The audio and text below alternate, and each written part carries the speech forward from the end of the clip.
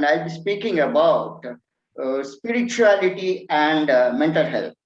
And the pedagogy that I propose to adopt is by there are various pedagogies, but my favorite one is the use of stories as metaphors to drive home certain points. So I will take out certain stories from spirituality, from scriptures, and then we'll try to see what it makes sense to us for the mental health paradigms. My flow of topic will be around like this. First, we'll try to understand basically what do we mean by spirituality and what do we mean by mental health. And when we talk of spirituality, I know that it is closely interrelated to religiosity as well. And one does not stay without the other in most of the cases. And we'll try to look at that aspect also.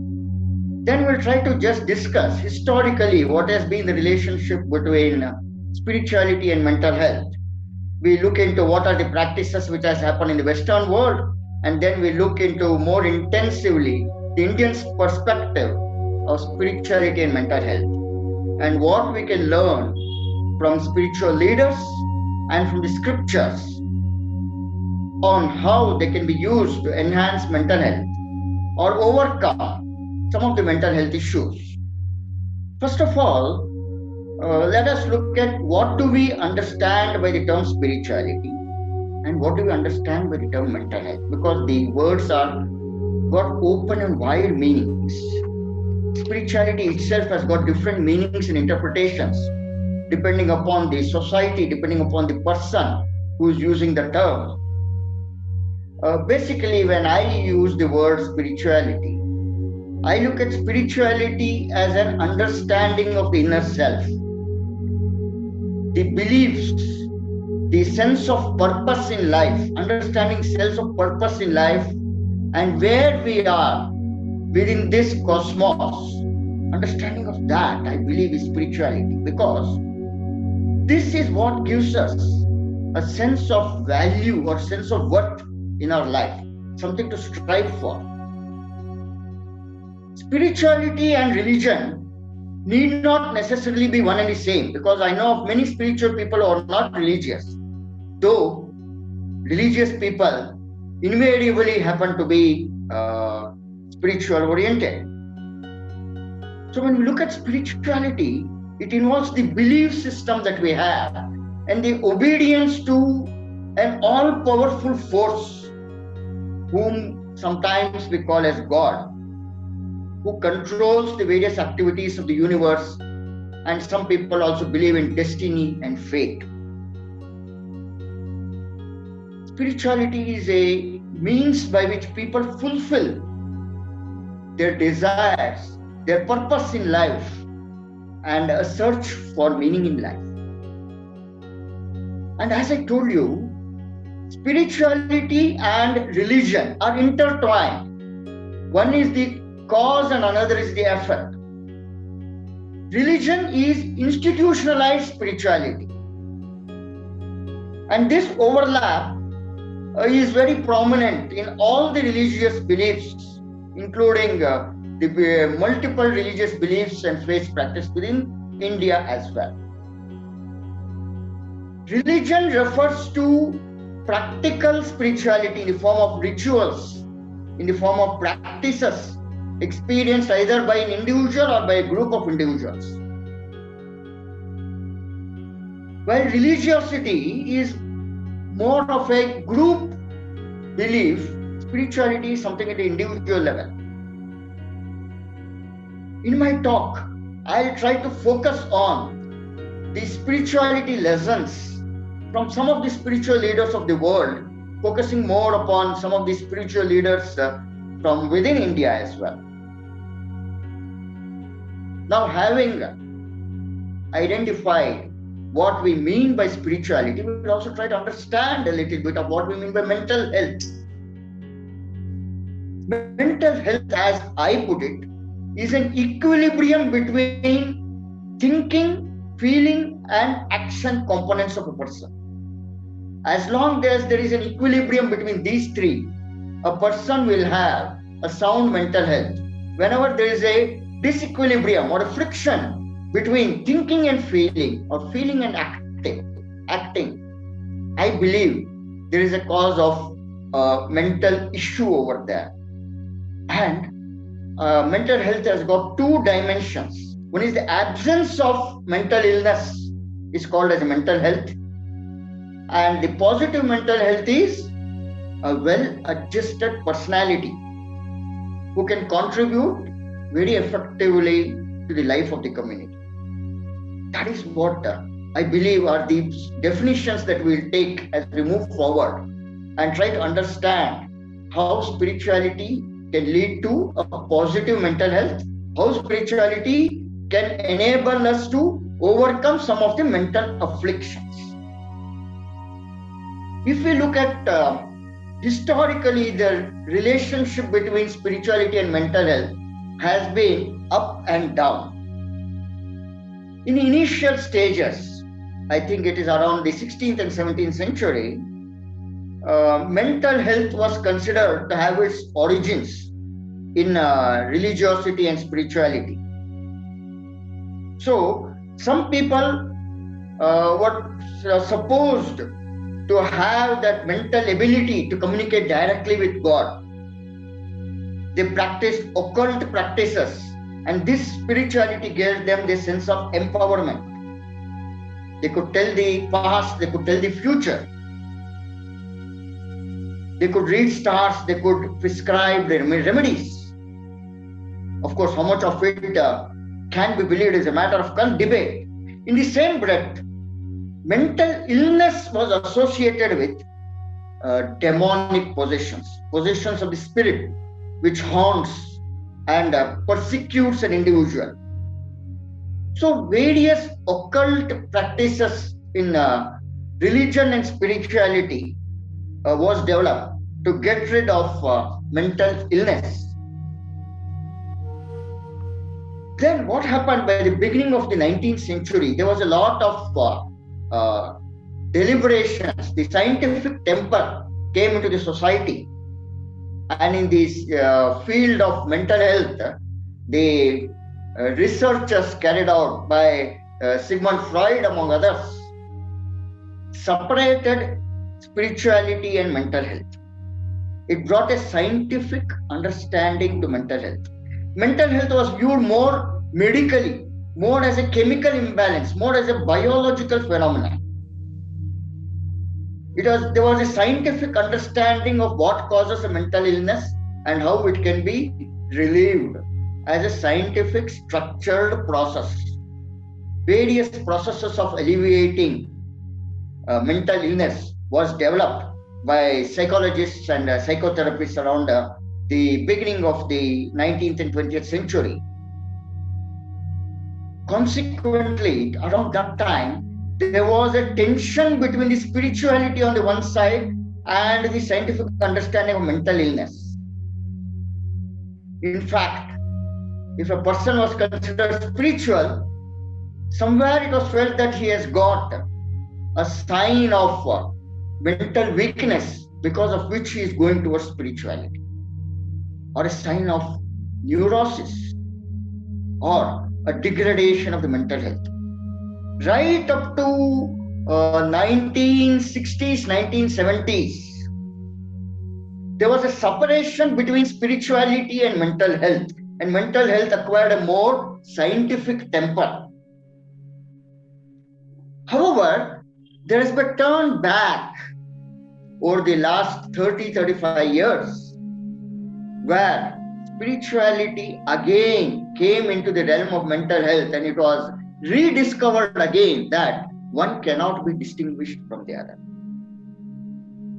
These discussions between spiritual leaders and the mental health leaders and the scientific community has led to a lot of research papers on the overlap between spiritual health and mental health.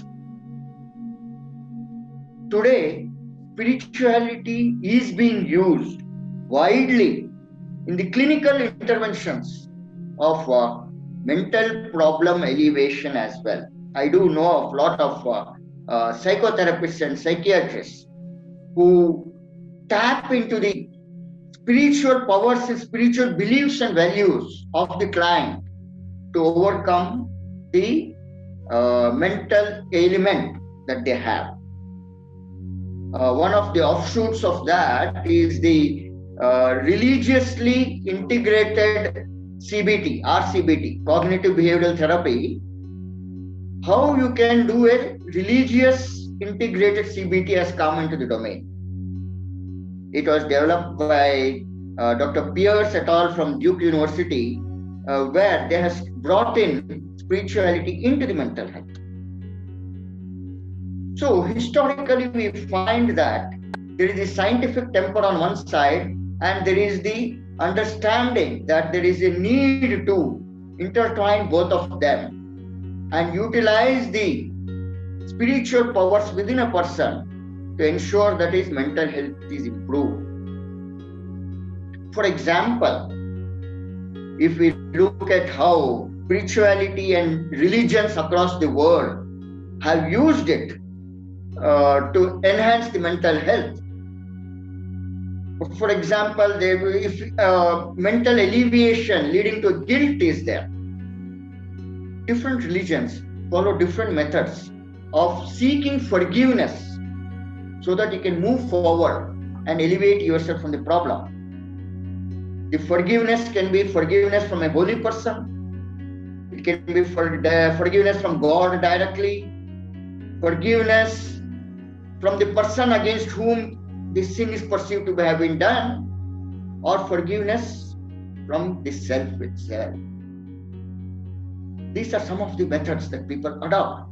For example, devout Catholics follow this process of confession, where they seek forgiveness from a holy person in the Holy Mass, and having opened up what is there in the mind and seeking forgiveness, their mental alleviation is reduced.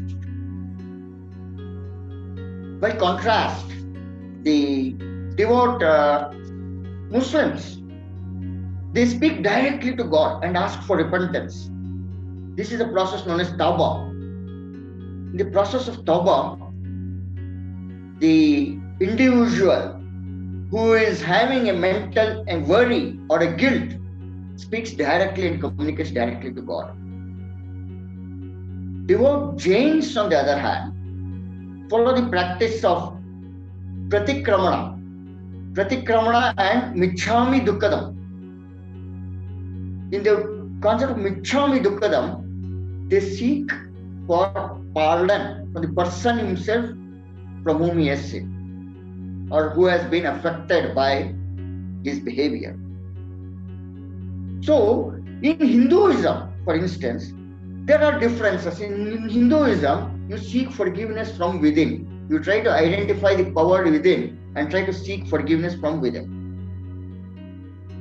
Having understood the various interactions between spirituality and mental health in different religions and different contexts, in the Western world, let us try to focus a little on what the Indian philosophy has about the relationship between spirituality, religion, and mental health. First and foremost, in the Indian context, spirituality and religion was never differentiated. Religion was an offshoot of spiritual practices, and spirituality was intertwined with mental health and as a solace for mental afflictions. The concept of dharma, artha, karma, moksha as the four purusharthas worth striving.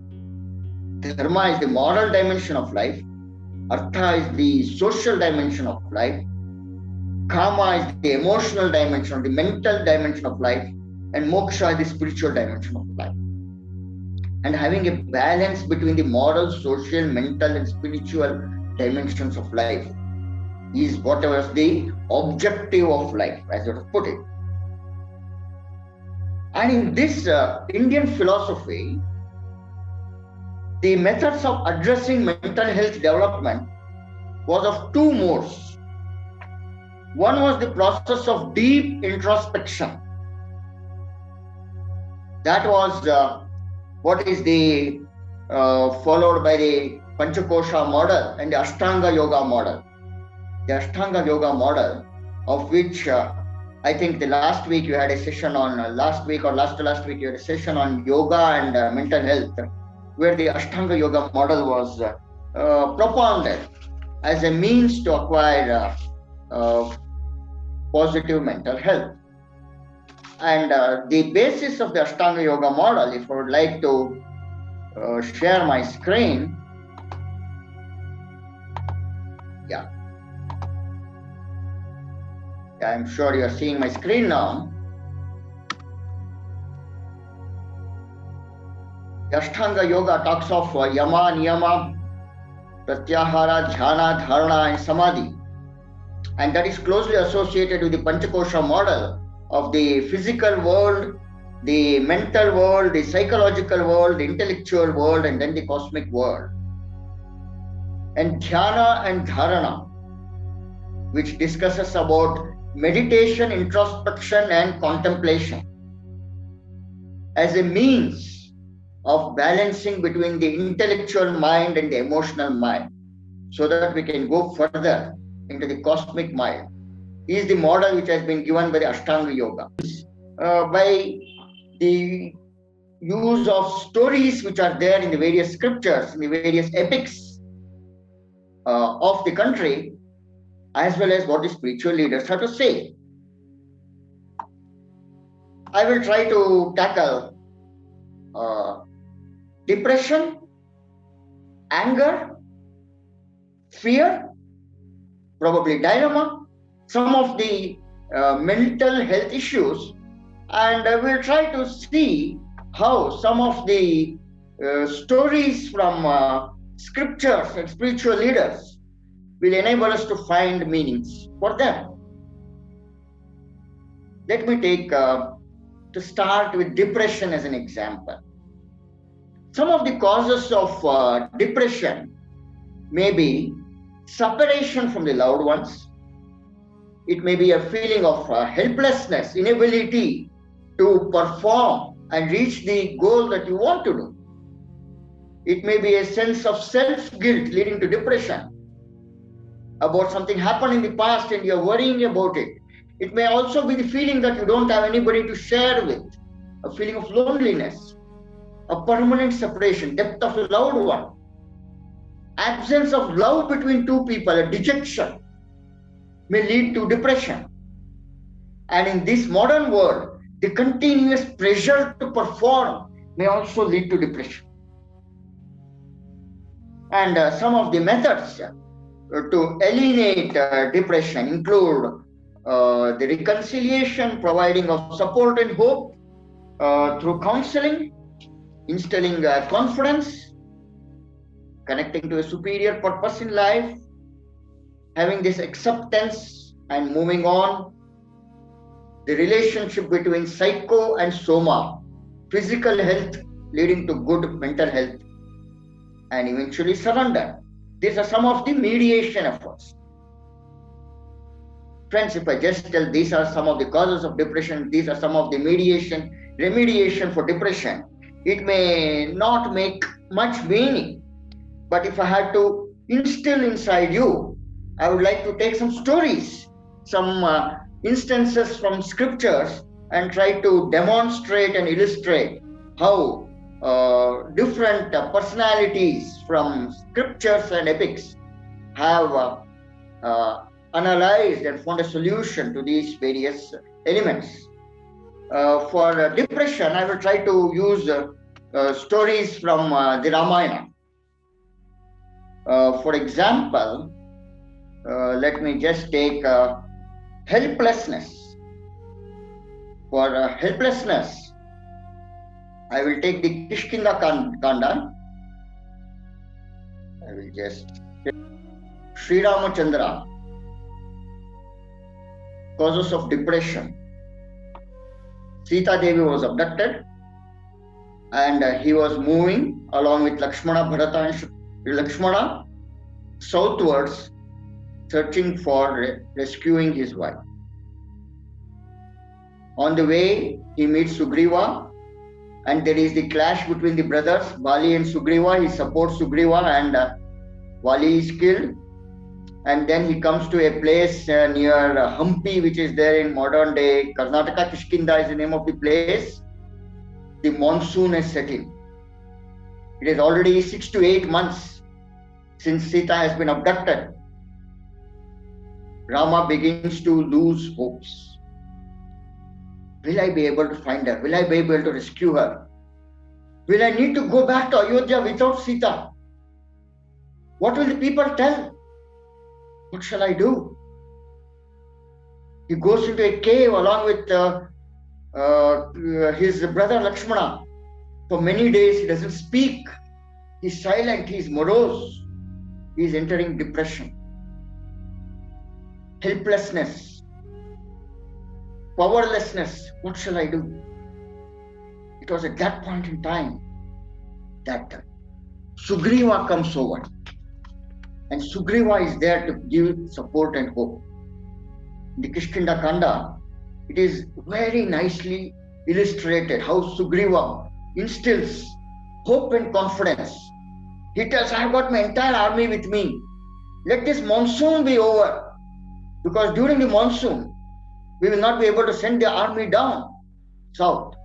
But once the monsoon is over, we will go across and we will ensure that we will find Sita Devi back. And to add further hopes, he brings the jewels which Sita Devi had dropped when she was being abducted from the Pushpak Vimana. And he tells, this is a hope. It shows that Sita is alive. And then we will be able to find her.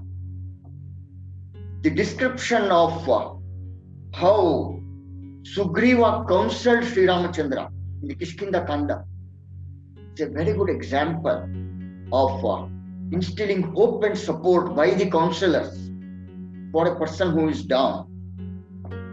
Then I will take one more example. Probably I will go to Sita Devi herself.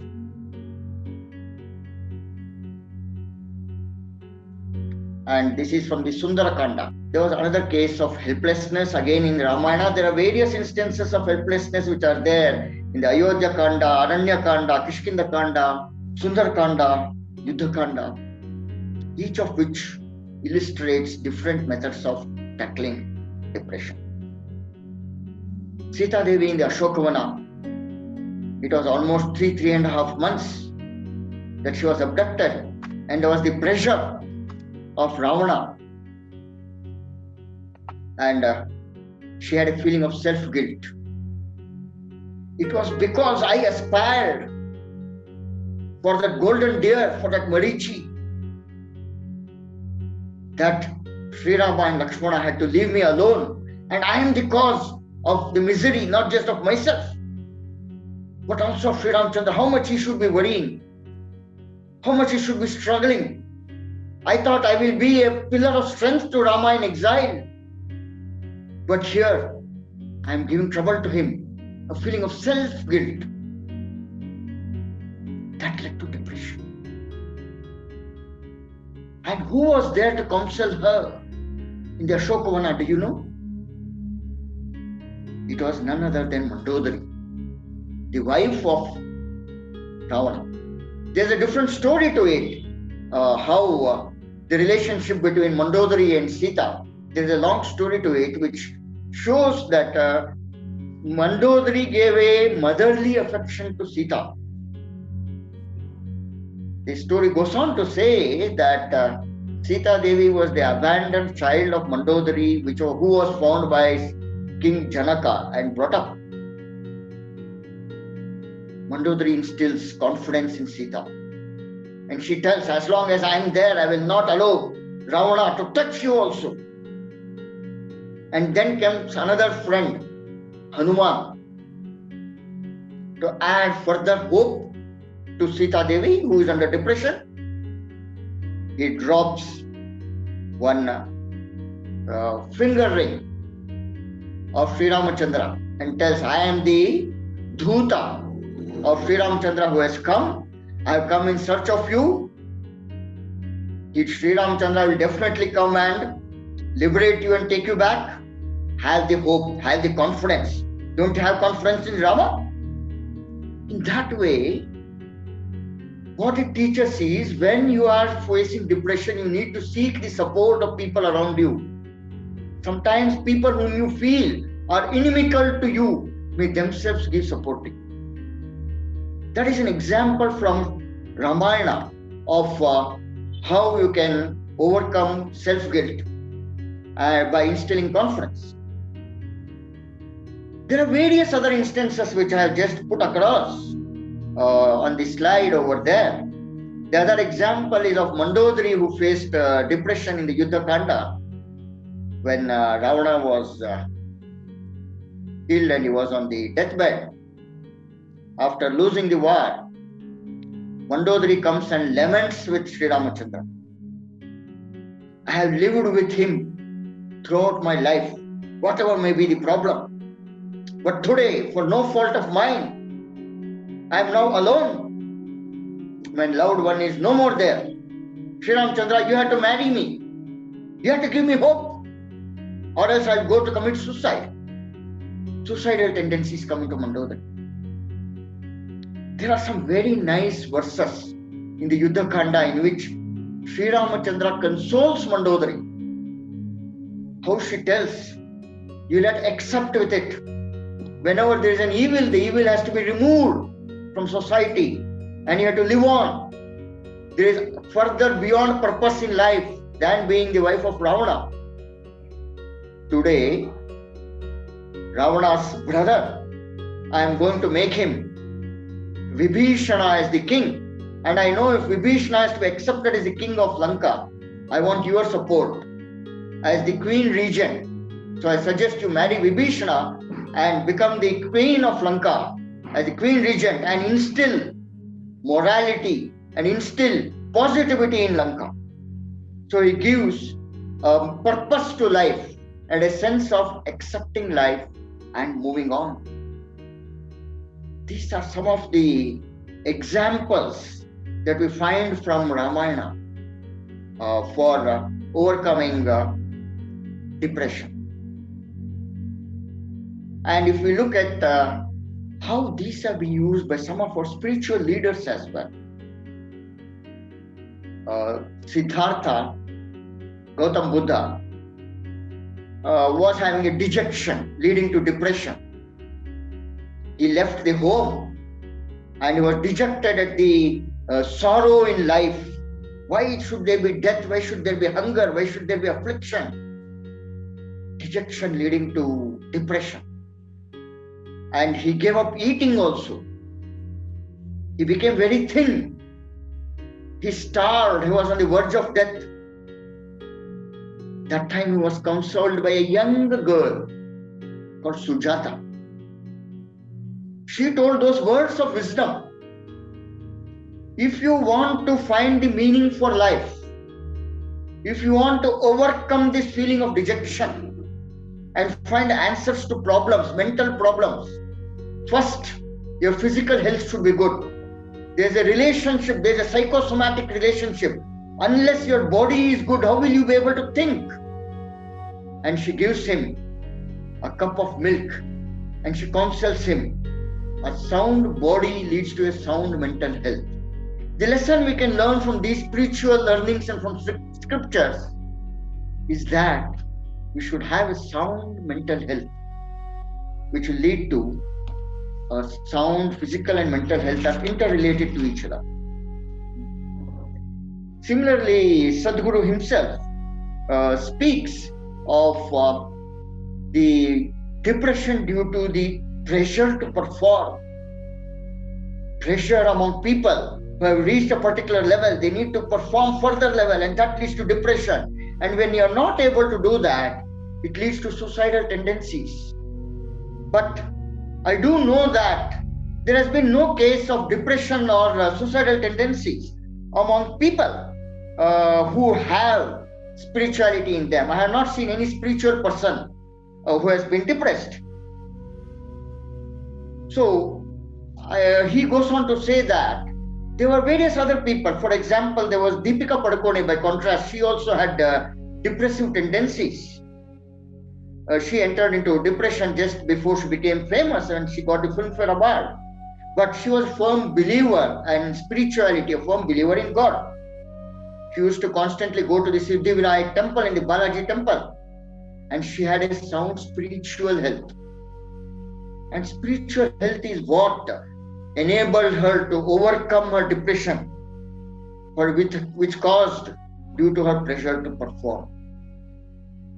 These are some of the examples from scriptures as well as from spiritual persons on how do you overcome.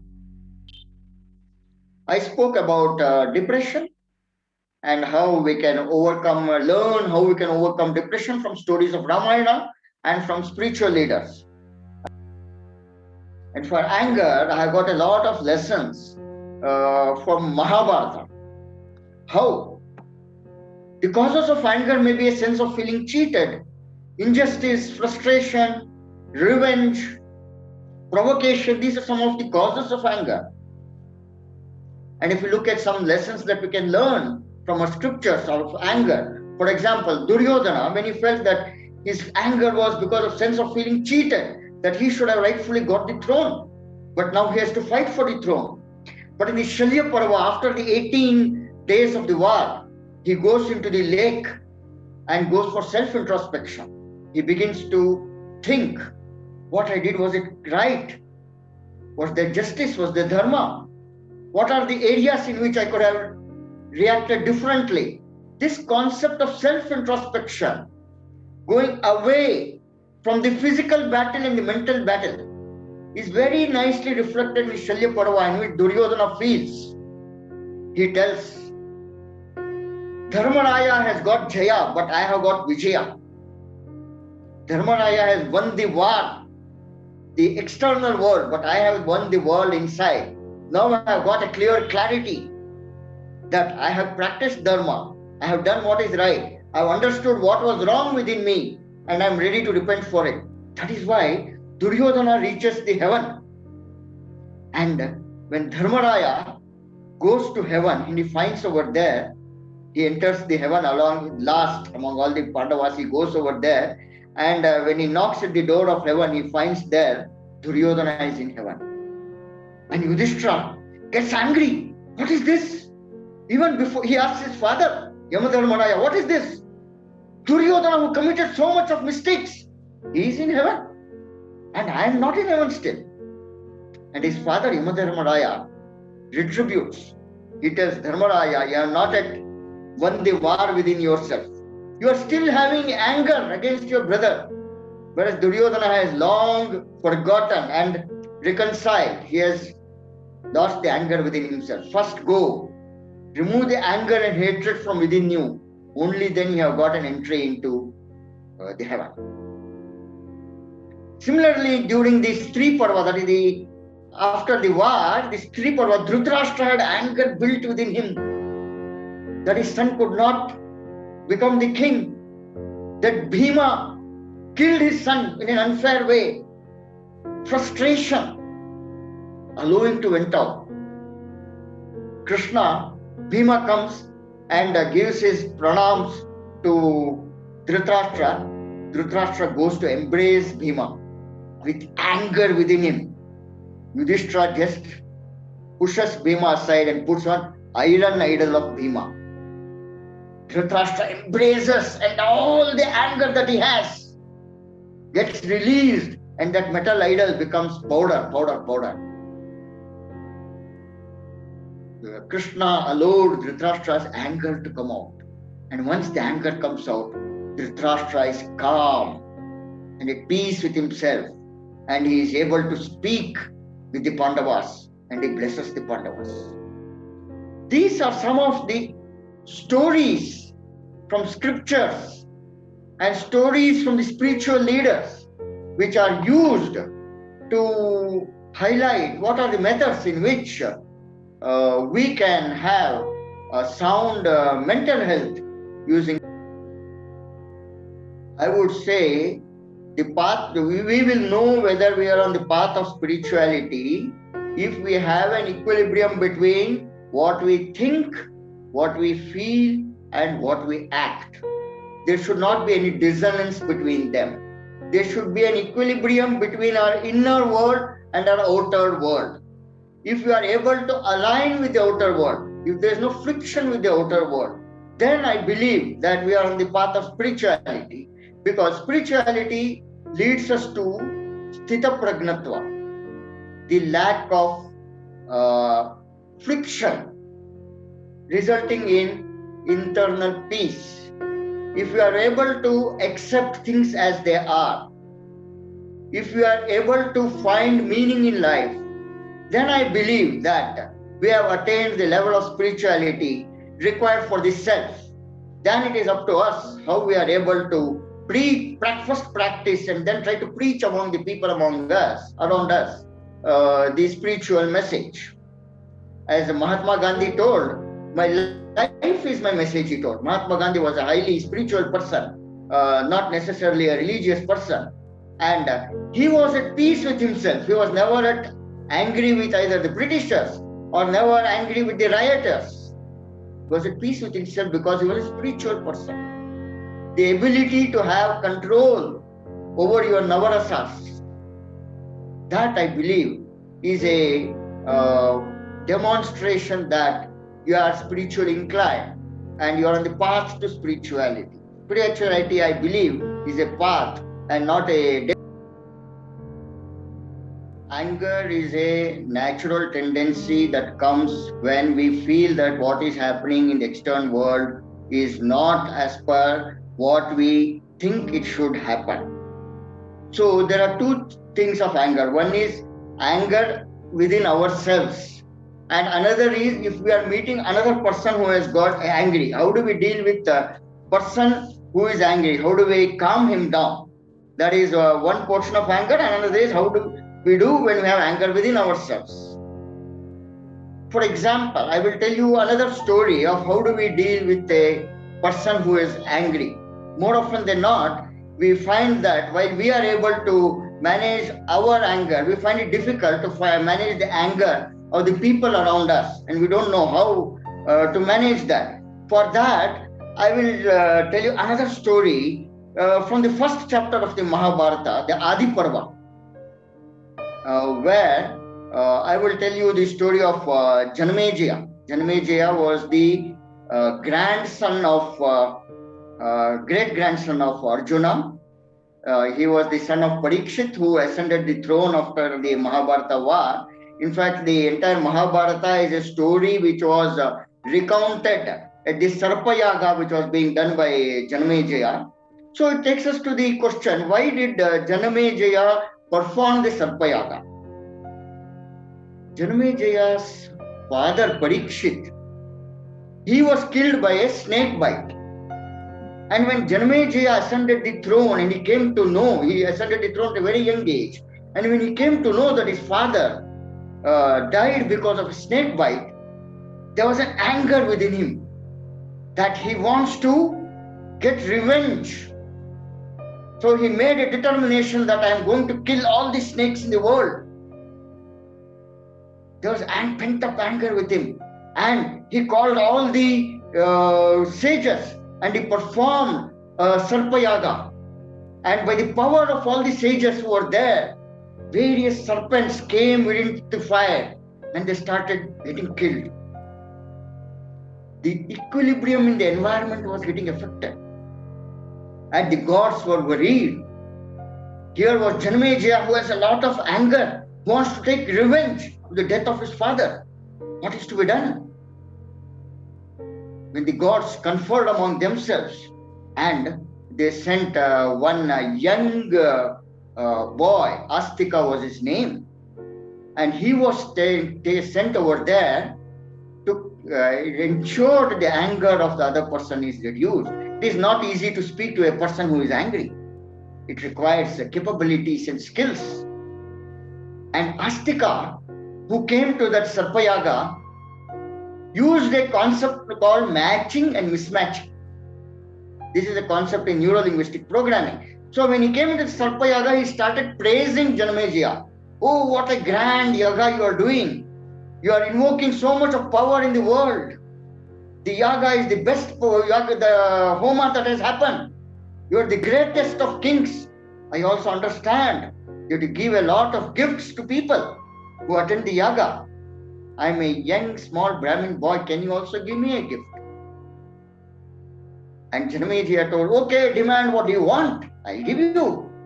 When a person is angry, even the logical mind goes backseat. There are many people who told, no, this boy is a very powerful boy. The way he's demanding from you, don't tell anything. But Janamejaya told, no, ask what you want.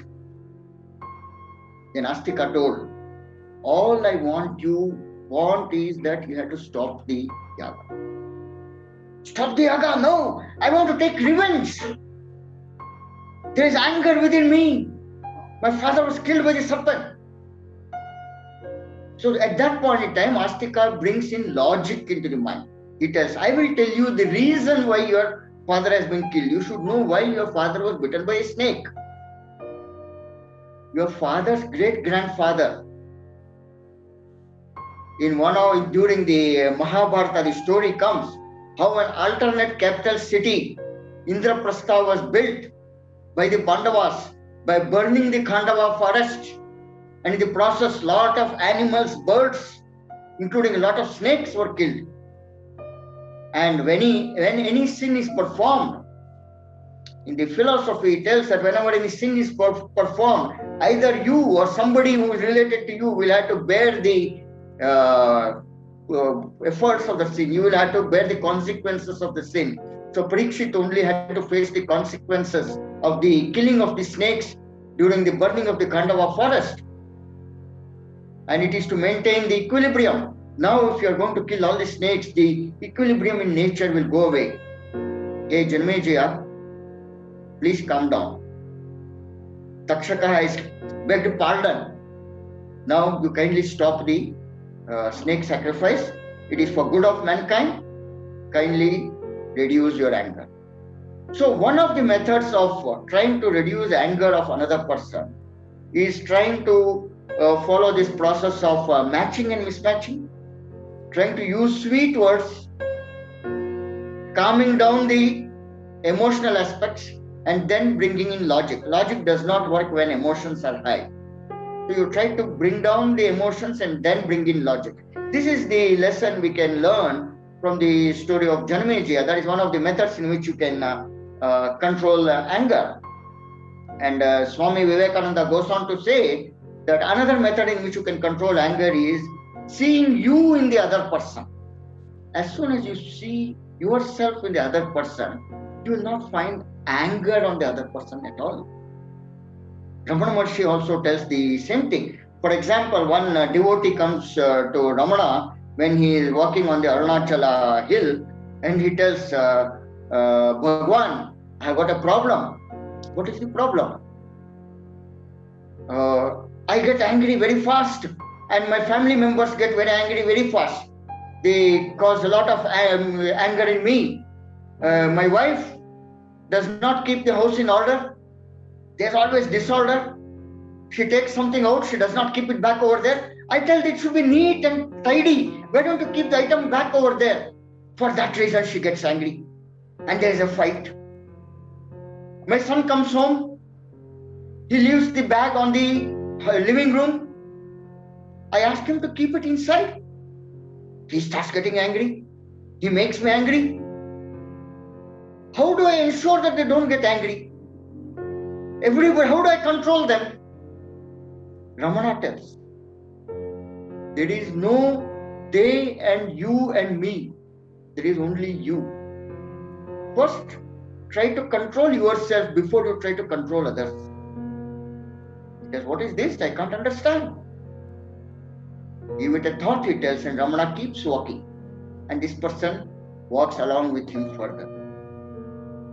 After some time, he begins to realize that we see in others what is within ourselves. When I am angry within myself, I see all others are angry. Why should I want others to behave exactly as I want to?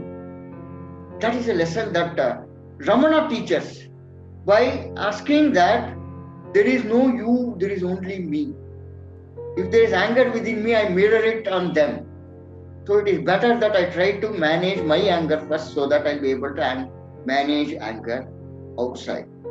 So, by means of these stories and parables, scriptures and spiritual leaders are able to teach to us how we can control some of the mental afflictions that we may have. Going on anger again, if I may say so, I would like to take the story of Sharda Devi. Ramakrishna Paramahamsa, you may know Sharda Devi. She was walking across. She had to go to her village towards the end of the evening and she had to cross the forest. People told, don't cross the forest. There is a bandit over there. He gets very angry if somebody goes over there in the night and tries to cross in his regime. Sharda Devi tells, no, we can control and pacify everybody with love. We can pacify anger with love. And she walks into the forest. The bandit comes over there. He's angry. How dare you walk into my territory? Don't you know it is my territory? And you are walking over here. How dare you? I'm going to kill you.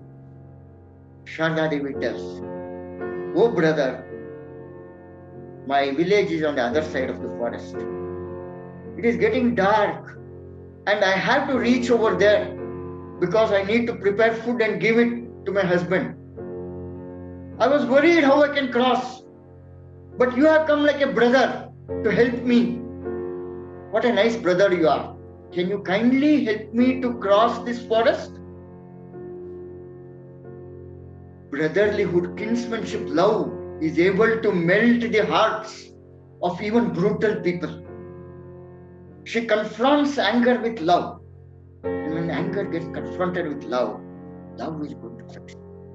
This is a message which Paramahamsa himself told, which is a message to us of how we are able to control or manage anger within the society. I hope. I just wanted to ask, when you mentioned about Ramana Maharishi, and he said only if you see yourself in others, then you will understand where they are coming from. But I've read some of the books about him. He always says, whenever somebody asks him about, advice on being spiritual or what is faith, he would always say, look within yourself. I know everything is within the self. God is not out there, but you look within yourself. Can you just tease out that for us? Yeah. His principle was, Tattvamasi was his principle. He told, God is within yourself. He never told anybody, practice what I preach. He was telling, if you have problems, the solution to the problems lie within yourself. You look within yourself. What is happening within yourself in the mind, you will be able to find the answers within yourself.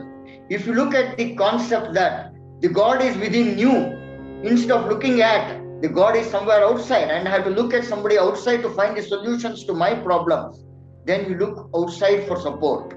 But the moment you tell the God is within you, the power is within you, you find the confidence and the power to find solutions to your problems. You will be able to manage the emotions and bring the emotions down so that the logic comes within you. And you feel empowered that you will be able to find solutions within yourself. And to find solutions within yourself, we need to introspect. And if we need to introspect, we need to have a calm and clear mind. And if our mind, which is always agitating like a marakata, the first step is to calm our mind. And to calm our mind, Ramana tells, practice the process of silence. You don't need to tell any mantras. Just by being silent, first physical silence and then mental silence. Do not try to think of anything. Try to just be an observer. It is very difficult, easier said than done. How you can just be an observer? One of the questions was actually how to manage our thoughts. Because the mind is always chattering, whether we want it or not. Yeah. So one of the questions is that how do we manage those thoughts? And you mentioned about silence. Can you Yeah. go a little more elaborate on that? There are 3 stages of managing the mind. The first stage of managing the mind is understanding the mind. Understanding that there is chatter. The first stage is do not try to just be silent and think that I am not going to think anything. You will get frustrated. It is not easy. It is a 3-stage process. First, allow the mind to think whatever it wants. Allow the mind to deviate. Just observe the mind. Observe what is happening within the mind. Observe the language between the conscious and subconscious mind. Ability to move. This is known as the psychodrama which is happening in the mind. Whenever there is any situation, there are various actors working within the mind. There is a victim, there is a friend, there is a fantasy, there is a protector, there is a judge. Suppose there is an incident, for example, and you are angry about it. The judge in you will tell, you are right, he is wrong, so he has to be punished. The protector within you will tell, you have to ensure that your rights are protected. You have to do all that is required for your rights are protected. The friend in you will tell, you have to prosper. I am there with you, come on. The dreamer in you will tell, how can you elevate yourself? So there is always a psychodrama fight within our mind between the various personalities which are there. The first is we have to understand that there is a fight going on within the mind. So we have to be in a calm place and just observe what is the language, what is the drama going on in the mind. It is easy to observe that, and when we are observing that, we are a part of the drama. We are a part of the drama. Gradually, we should try to look at the third perspective approach, trying to move away from the drama, going away from the drama and taking a meditator role. It is known as the third party perspective. Trying to move away from the situation, being as a meditator role and looking at the drama happening and commenting, oh, there Shrikant is having a problem. There Shrikant is trying to control his anger because when he was going on the road, Shrikant is myself, when he was going on the road, there was another person who overtook him and he started accusing him. Shrikant is getting angry. So the second stage is going away from the situation and trying to take the meditator role. And the third stage is not getting affected by what is happening outside. After going into the meditator role, you are taking the role of the observer. After taking the role of the observer, when you are taking the role of the observer, you are not judging whether who is right, who is wrong. You are just observing. As a parrot is observing the discussions happening between Ravana and Sita, there is a parrot on the Ashoka tree which is just observing what is happening. It is not judging who is right, who is wrong. It is not getting angry, it is not getting sad. We have to take that position of an observer where we separate ourselves from our judgment, where we separate ourselves from our emotions. That will be the next stage. It comes by practice, conscious practice. And after moving from that stage, then we move into the stage called Sthita Pragnatva, where we are required to respond. And the response that we are going to do is a calibrated response depending upon the situation, devoid of emotions. That is what in the third chapter of the Bhagavad Gita, Krishna tells to Arjuna that I know Bhagavad Gita has been, discourse has been done to you.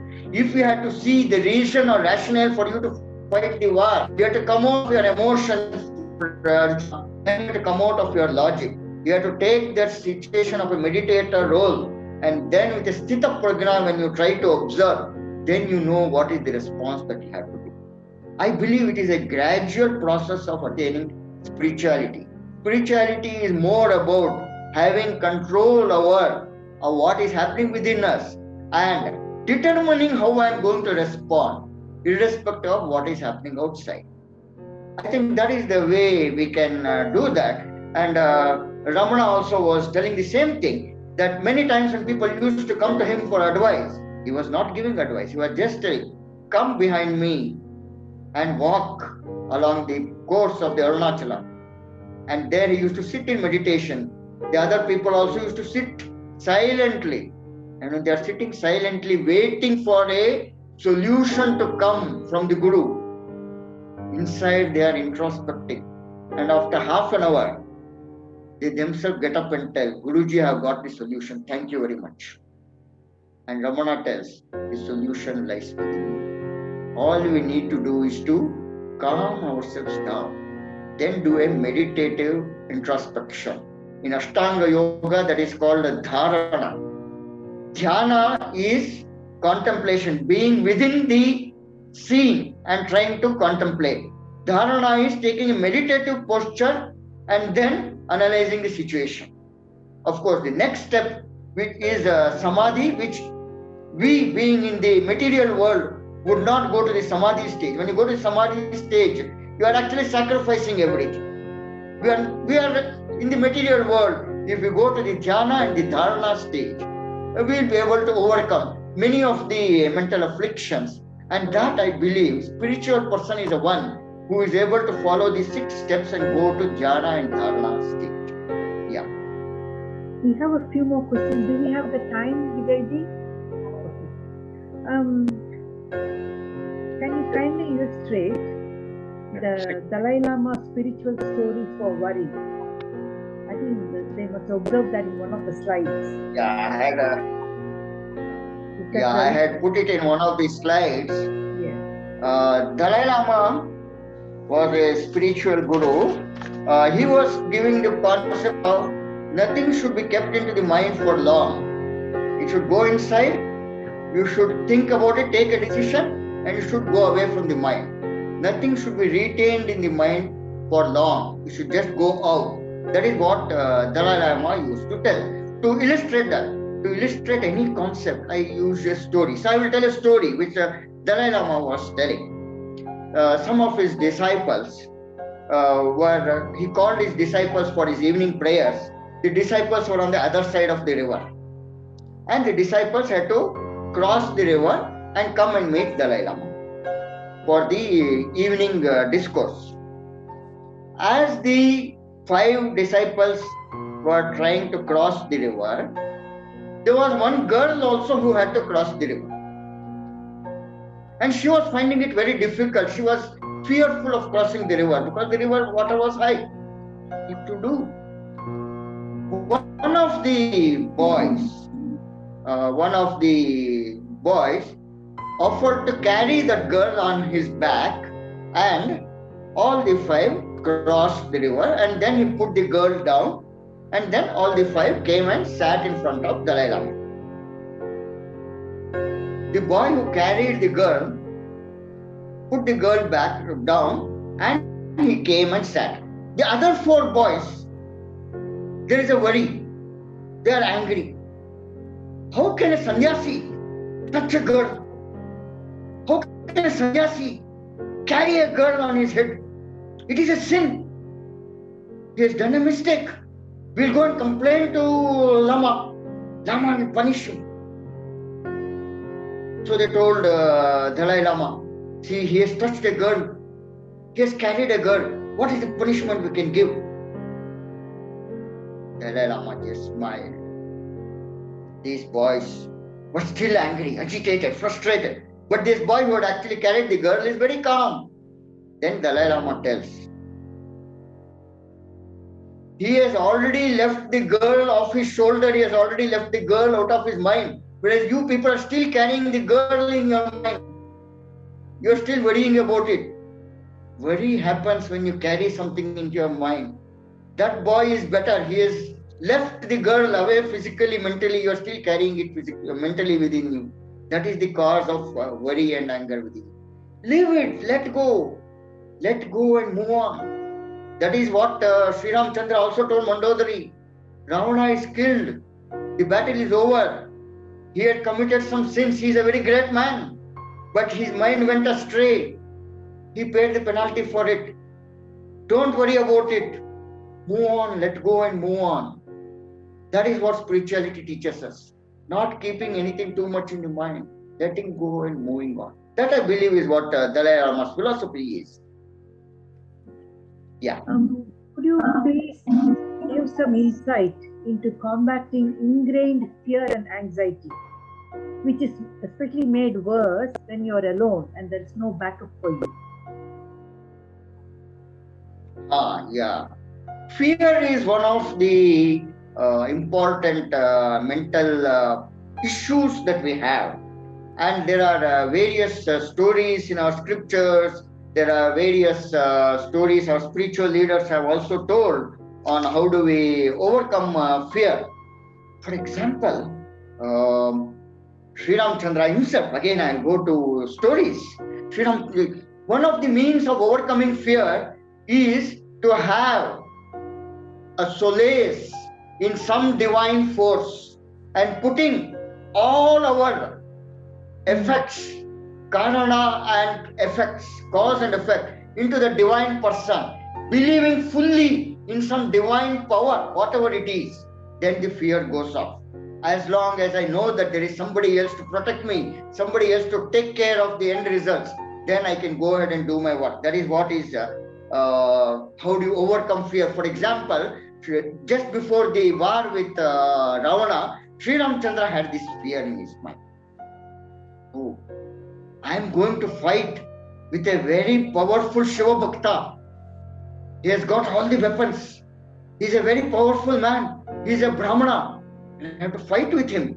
Why? Because I have to get back my wife. It is for a selfish reason that I am fighting.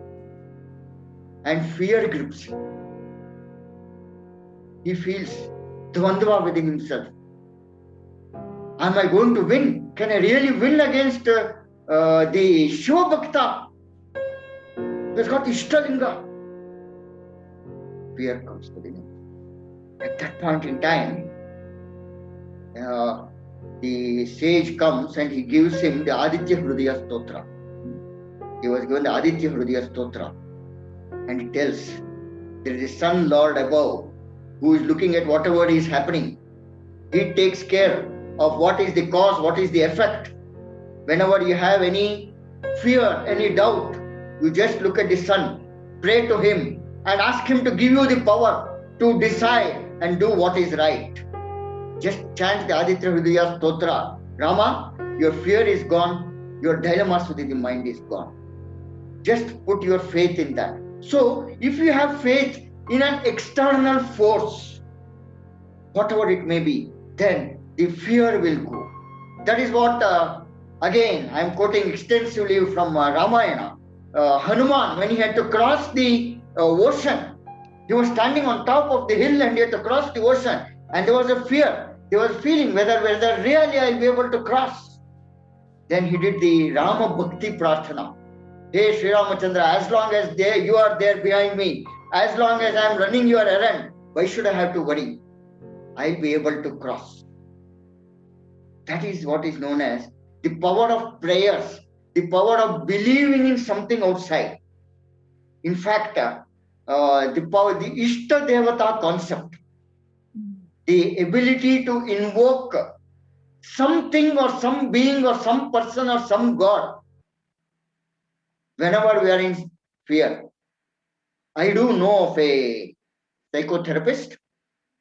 During the COVID times, she was treating patients in the ICU, and there were many patients who had this fear.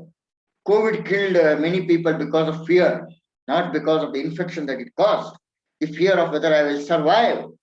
And at that point in time, I was observing the counseling session. The person is in the ICU and he is not able to breathe also, and he has this oxygen mask. And in the session, he is expressing fear. I have got 2 young children, I have got a wife, but I am not going to come out of this hospital. I fear I am going to die. What will happen to those people? Why has God become so injustice to me? And he has that fear. And when he talks of God, the psychotherapist, here I told you, how do you bring in spirituality and religiosity within the therapy, psychotherapy? The psychotherapist told, you are disbelieving in your God? who is your God? He tells, I believed so much in Balaji, Lord Venkateshwara, but now even he is not there to protect me. And I am having fear that I am going to leave away from this world. What will happen to my children and to my wife? At that point in time, the psychotherapist uses this client's belief in Lord, and she tells, can you close your eyes? Can you look inwards? Can you frame the picture of Balaji in front of your eyes? I am going to recite a song on Balaji. Just imagine that song, and in that song, she's almost hypnotizes the person as if he is asking Balaji for support. And Innudaya Bharade, and Balaji comes, and he comes in front of him and he tells, when I am here, you don't have to fear. And by the time of after half an hour of the counseling, when the client opens his eyes, he is also singing the same song along with the therapist. And then he tells, now I have found the power. I have found that my fear was unfounded. If I believe in some Almighty, as long as I have got that strong belief, I can do anything. And he was struggling for breath. And afterwards he is able to actually sing a song. And during the process of singing, not his breath also improved and he has increased his confidence. This, I believe, is the power of spirituality. Spirituality can even rock mountains, and it can be used very usefully by counselors, by practitioners, imbibing the Ishtadevata concept. Ramakrishna Paramahamsa also tells over that. There was one girl who used to bring milk every day to Ramakrishna. Some days she got delayed, and Ramakrishna asked, why is it you are delayed? She tells, this boatman who helps me to cross the river Ganga, I stay on the other side of the river. The boatman comes, sometimes he comes late, because of which I am late. I am sorry, Guruji. And he says, what woman? What are you telling? There are people who cross the ocean of life by uttering the name of God. And here you are depending upon a boatman to cross this little river. Why don't you utter the name of God? You will be able to cross the river. The next day, the girl just utters the name of the Lord, and she crosses the river, walking on the river, and supplies the milk in time. And the people on the other side tells, how did you come without the boat? She tells, Ramakrishna told me that the power of God is sufficient, even that you will be able to cross the river. When you can cross the river of life with the power of Lord, what is so great in crossing the river Ganga? Ramakrishna uses this story as an example to show to his disciples that spirituality is all about belief in the Lord within you, so that you can do anything that you want. I suppose I have given the answer to this question. Yeah. There's one question about if you can give us some examples of scriptures which we can read or which you can refer us to for overcoming fear, and also, when we undergo mental dilemma sometimes, what scriptures can we refer to just to get some understanding? When we have a mental dilemma, when we have fear, as I told you, we need to follow the 3-stage process. First is that we need to be calm ourselves. We need to get distracted from the situation. As long as we are within the situation, we have fear, we have dilemma. The first stage is to come out of the situation. To come out of the situation, either we do some activity or we do some reading. And when we do some japa. Doing an activity, doing a japa or doing a reading is the first step of our coming out of the situation. For reading, different people have got different methods of reading, different interests. For example, I read the Ramayana, and when I read the Ramayana, I don't read it as a story. I don't read it as something that I have to adore the Lord. I look at it as what is happening within the mind of the various actors which is happening, doing over there. So subconsciously, when you are reading any story, if we try to consciously think about the processes happening within the mind, probably we get an answer.